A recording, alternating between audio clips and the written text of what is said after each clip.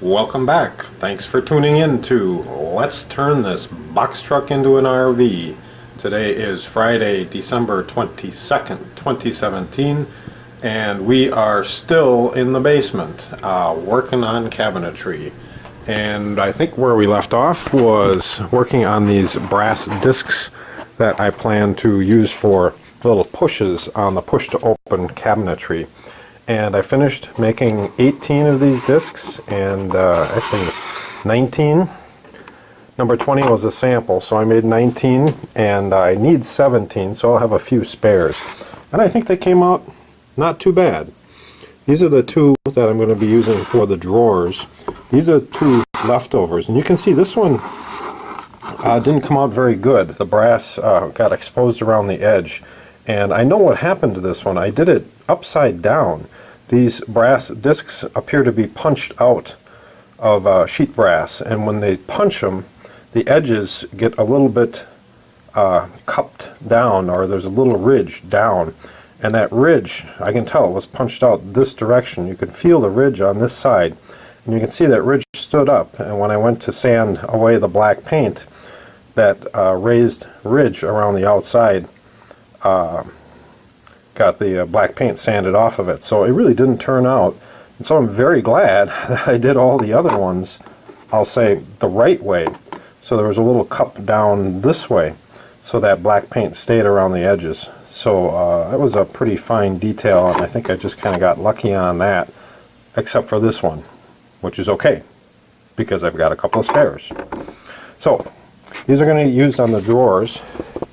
I still have to drill the drawers out here to accept these 1.5-inch discs, and to do that I've been using this Forstner bit, 1.5-inch Forstner bit on my drill press. The drill press is nice because it makes everything nice and parallel, and I can control the depth of cut very precisely. So I used this on all the doors that were all 3/4 of an inch thick. For the drawers, I'm going to have to lower my table down quite a bit, set the drawer in here, and kind of probably do it by ear. But the idea is to get these discs down flush with the drawer face. So I've got the drawers to do, but hey, I've got the doors done for the brass disc anyway. And you can see what the end product is going to look like. And I kind of like it. I kind of like it. It's my own thing. It's my own idea.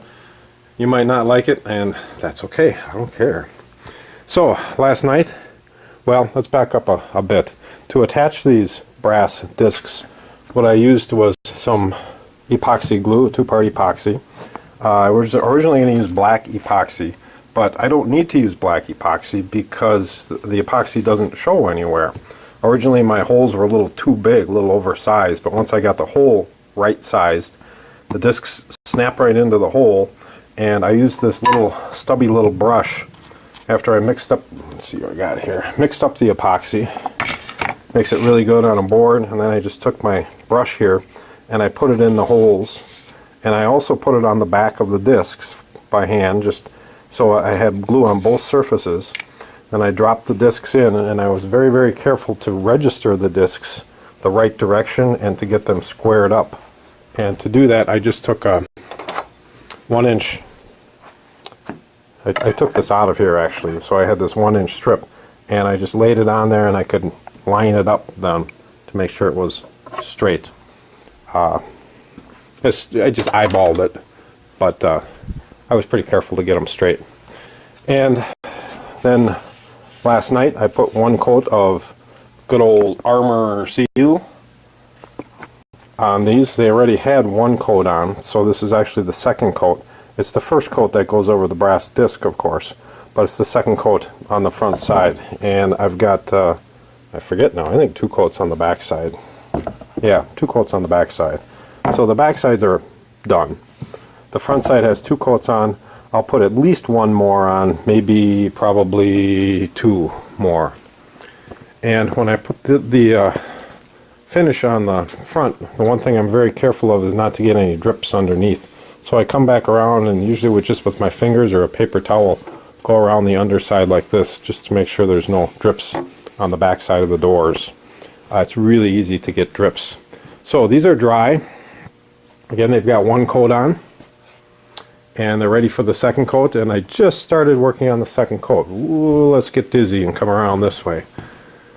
This one, I've got a second coat on, and you can see it's still kind of a wet, shiny finish on here, but it's drying nicely. Here, see if you can see that.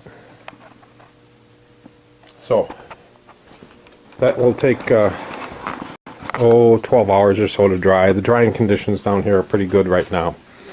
And this one is ready for the second coat. I use a 4-inch foam brush to put it on. Just dab it in there and wipe it on, and I put on a pretty thick coat. And I come back and I just even it all out.